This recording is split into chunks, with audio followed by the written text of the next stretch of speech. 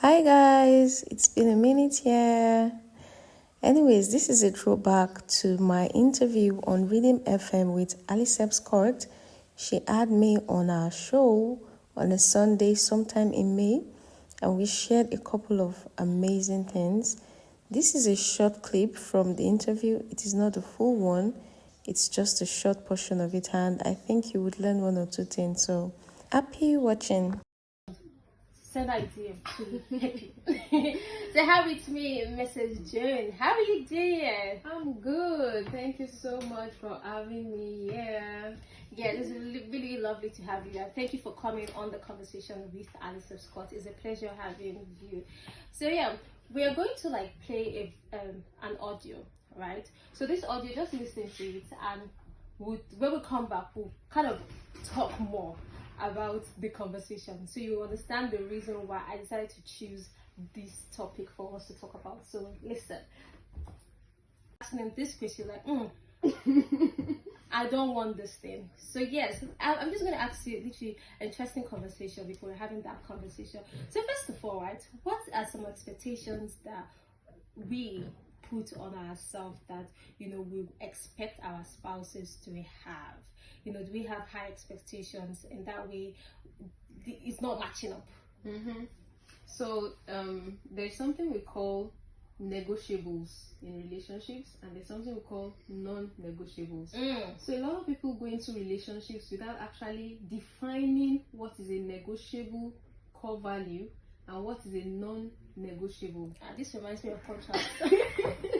So for example, I was, I have a singles community. Yes. So on one of our hangouts, one of the ladies was just talking about the fact that she cannot just stand a guy that snores. Okay. Snoring is just is off, she cannot deal with that. But there are many people that are actually married to men who snore, right? But for her, that is a non-negotiable. Okay. For someone else, it might look like, oh, this thing is just, why can't you, what do you mean by that? Snoring is natural, and it's not their fault. Yes. But that sounds standard, and then I was talking about, say for example, you're dating a person that is asthmatic. For example, the person might be sensitive or allergic to some kind of perfumes. Yeah. So if you're a perfume lover and you're now going out with that kind of person, and then you find out that the perfume you are using is not conducive Yeah. But we have a lot of things we're going to be talking about. So you can call in and let's have your own opinion. Let's have your own thoughts. If you have questions from a guest, let us also have that as well. So you can call us on 0705 993 6937. 0705 993 6937. You can also reach us on 0705 993 7937. 0705 993 7937. You can join the conversation. In case you're just tuning in, this is Rhythm 93.7. My name is Alisebh Scott, and I have with me my guest who is a relationship expert, and she'll be talking to us about things you should know and you should avoid, while picking a spouse. And I just asked a question, right? So what are some of the things, that some behaviors that you should not even think of accepting from your spouse? I'm going to talking about before marriage, right?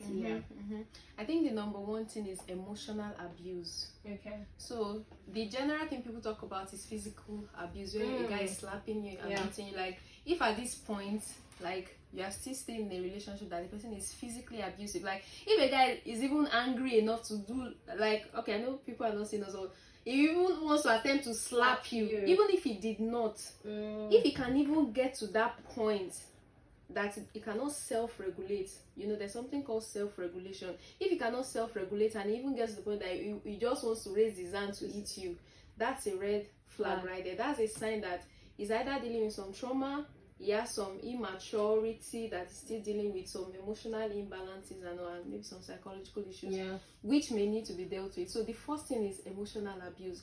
Is this person abusive, emotionally? In other words, do they say the right things to you? Do you know there's a way you can come to a person and you're telling them things and you leave their presence worse than when you came? So if you're dating that a person, kind of person, and then you cannot talk to this person, you cannot connect on an emotional level, that person is not for you, because emotional resonance is very, very important when you get married. So a lot of people try to downplay the emotional connection. Nothing could be more wrong than that. It is very, very important that this is a person you can actually talk to, you can have a conversation with. So if you're with a person and you cannot have an LD conversation with that person, that is the number one red flag you should actually, I think it's true, but the truth is, it's kind of difficult sometimes.